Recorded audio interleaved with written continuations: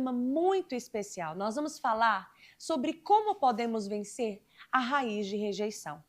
No Mente Renovada, nós trazemos vários temas diários para trabalhar um crescimento das nossas emoções, porque partimos do pressuposto que se os nossos pensamentos estiverem corretos, nossos sentimentos também estarão e automaticamente os nossos comportamentos estarão.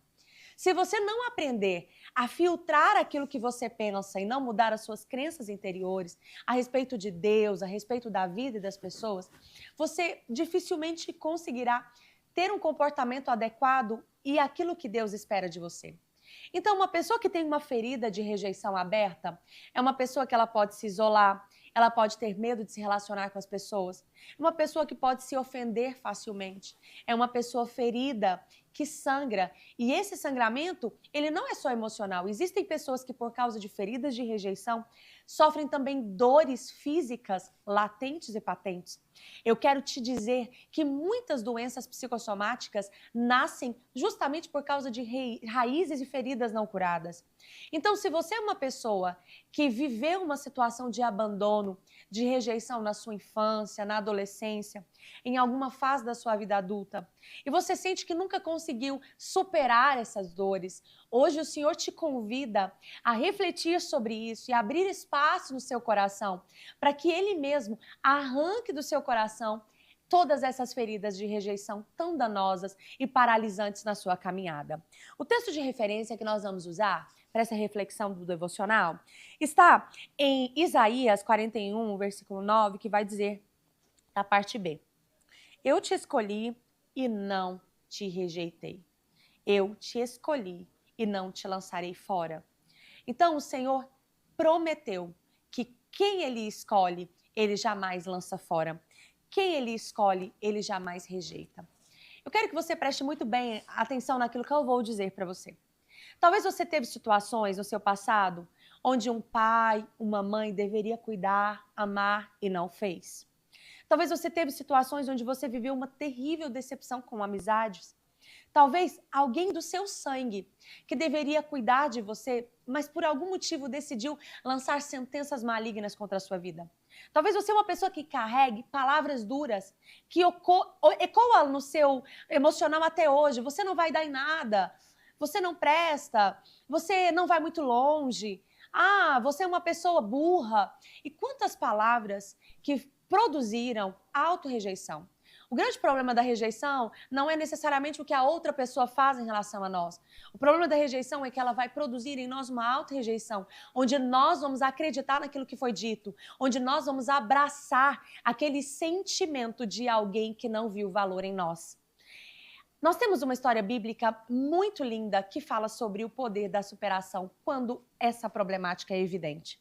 Lia era uma jovem que tinha uma irmã muito bela chamada Raquel. As duas eram filhas de Labão, e Labão era um mercenário, um homem que fazia qualquer coisa por dinheiro. Ele viu em Jacó uma oportunidade de lucrar muito. Jacó estava apaixonado por Raquel, se dispôs a trabalhar 7 anos por aquela linda jovem, mas Labão pensou: eu preciso fazer algo porque eu não posso entregar a mais nova primeiro.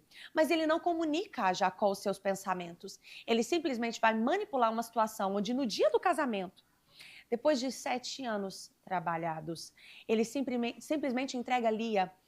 Olha, Lia foi usada nessa situação como uma moeda de troca. Lia não tinha o afeto daquele noivo. Lia não teve consideração por parte do seu pai. E ela entra como moeda de troca e entra em um casamento onde ela simplesmente não vai ser nem amada, muito menos valorizada. Depois, passando a semana de núpcias, a Bíblia vai dizer que sim, Raquel vai ser dada em casamento. Lógico que Jacó trabalharia 7 anos posteriormente por ela, mas uma diferença de apenas uma semana, Jacó vai ter Lia e Raquel como esposa. Quando nós olhamos para a perspectiva bíblica, nós sabemos que ter mais de uma esposa era algo comum dos primórdios bíblicos. E nós entendemos o quanto isso era danoso para as mulheres, porque muitas vezes isso causava feridas emocionais terríveis nelas. Lia foi uma mulher que foi rejeitada pela irmã, não foi valorizada pelo pai e não foi amada no casamento. Eu não sei qual é a sua história hoje. Eu não sei o que você tem vivido. Se talvez no seu casamento você tem vivido feridas onde você não se sente amada e valorizada pelo seu cônjuge. Eu não sei se na sua família você teve um pai que te abandonou quando você nasceu, se sua mãe foi dura demais com você. Eu só sei de uma coisa. Assim como Lia, ela decidiu buscar o conhecimento de Deus. A Bíblia vai dizer que ela vai ter filhos. Nos 3 primeiros filhos, ela vai direcionar sempre a fala dela para nomes que apontavam uma necessidade de nutrição emocional. Agora o meu marido vai me amar. Agora o meu marido vai me reconhecer. E o significado desses nomes vão apontar para essa carência. Mas no 4º filho nasce Judá. E nesse nascimento, Lia vai dizer algo lindo e vai dizer: desta vez eu louvarei ao Senhor. Eu não sei o que aconteceu com essa mulher, mas em algum momento da história da vida dela, ela encontrou um Deus verdadeiro que a amava e ela reconheceu que ele era digno do seu louvor. Porque quem fez ela gerar filhos foi o Senhor. E mesmo sendo desprezada pelo seu marido, ela era amada por Deus e por isso ela poderia louvar ao Deus de Israel, ao Deus dos céus, ao Criador dos céus e da terra. É tão interessante porque se você der uma olhada com calma nessa história, no finalzinho da vida, como o Eclesiastes vai dizer, melhor é o fim das coisas do que o seu começo. Lá no finalzinho, você vai compreender algo. Lia foi enterrada na sepultura a mesma que foi reservada para Jacó. Lá estavam Abraão e Sara, Isaac, Rebeca, Lia e Jacó. Raquel morreu precocemente debaixo de uma maldição de morte, justamente porque na saída e na fuga de Labão, ela escondeu os ídolos do seu pai e Jacó disse que morra quem fez tal coisa. Raquel vai morrer precocemente por causa da sua imaturidade, talvez até mesmo por causa do seu egoísmo, porque pegar os ídolos poderia no futuro lhe dar garantia de uma herança a respeito dos bens do seu pai. Eu vou te dizer uma coisa, Lia se mostrou uma mulher persistente, humilde e corajosa. Raquel se mostrava imatura e muitas vezes sem fé. No ato da sua morte, ela vai dar uma sentença muito ruim para o filho que estava nascendo. Sabendo que ia morrer, ela vai dizer, este menino se chamará Benoni, que significa o filho da minha dor. Mas Jacó se levanta e diz, você não vai derramar essa maldição sobre o meu filho, pois ele se chamará Benjamim, que significa o filho da minha mão direita. Uma metáfora para dizer o filho da minha felicidade.